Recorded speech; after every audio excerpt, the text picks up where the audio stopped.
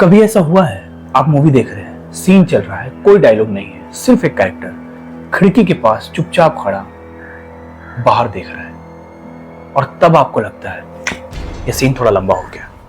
आपका हाथ अपने आप फोन की तरफ बढ़ने लगता है, फोन बाहर आता है और स्क्रॉल करने का मन करता है।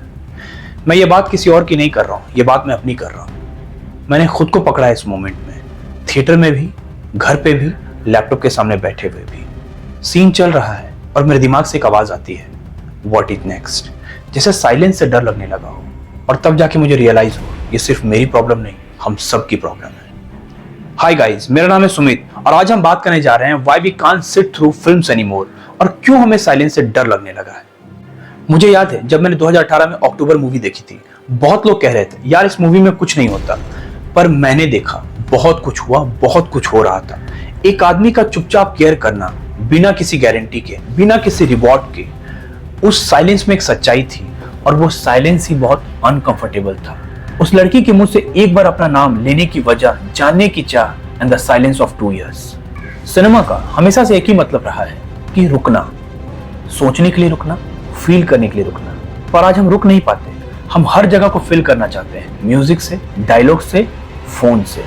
जैसे खामोशी हमसे कुछ पूछने लगी हो और उसका जवाब हमारे पास नहीं है। या फिर जब मैंने मसान देखी थी, फिल्म के कुछ लम्हों में सिर्फ हवा थी, घाट थे, कुछ लोग थे, कोई डायलॉग नहीं, कोई पंचलाइन नहीं, कोई बैकग्राउंड स्कोर नहीं जो ये बताए कि अब रो लो।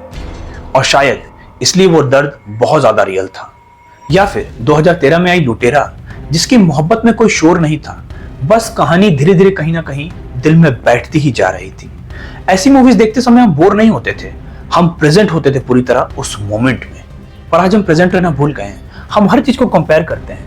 यार इस सीन में कुछ हो क्यों नहीं रहा, टेम्पो इतना स्लो क्यों है, हुक कहाँ है।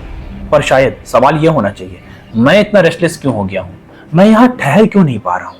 रील्स, शॉर्ट्स, टिकटॉक ये सब गलत नहीं है, मैं भी देखता हूँ, आप भी देखते हैं। पर प्रॉब्लम यह है कि हमने अपने दिमाग को कुछ इस तरह ट्रेन कर लिया है कुछ सालों में कि हमें हर 5 सेकंड में एक नया हुक चाहिए।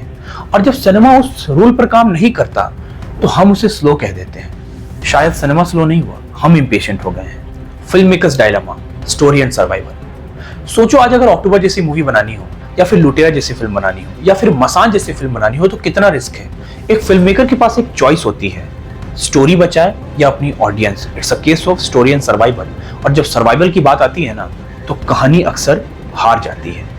आज हमारे पास बैड फिल्म्स को क्रिटिसाइज करने के लिए बहुत टाइम है, पर एक कड़वा सच ये भी है कि हमारे पास अच्छी फिल्मों के लिए बिल्कुल भी वक्त नहीं है।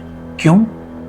क्योंकि अच्छी फिल्म पेशेंस मांगती है, और आज patience is one of the greatest luxury a person can have, जो हमारे हाथ से जाती जा रही है। मुझे लगता है ये प्रॉब्लम सिर्फ सिनेमा तक नहीं रुकती, हम रियल लाइफ में भी बहुत रेस्टलेस हो गए हैं। रिलेशनशिप्स में साइलेंस ऑकवर्ड लगता है, कॉन्वर्सेशंस में गैप अनकंफर्टेबल लगता है, रिस्पॉन्सिबिलिटी हैवी लगने लगती है। हम रिएक्ट करना जानते हैं पर फील करना भूल गए हैं।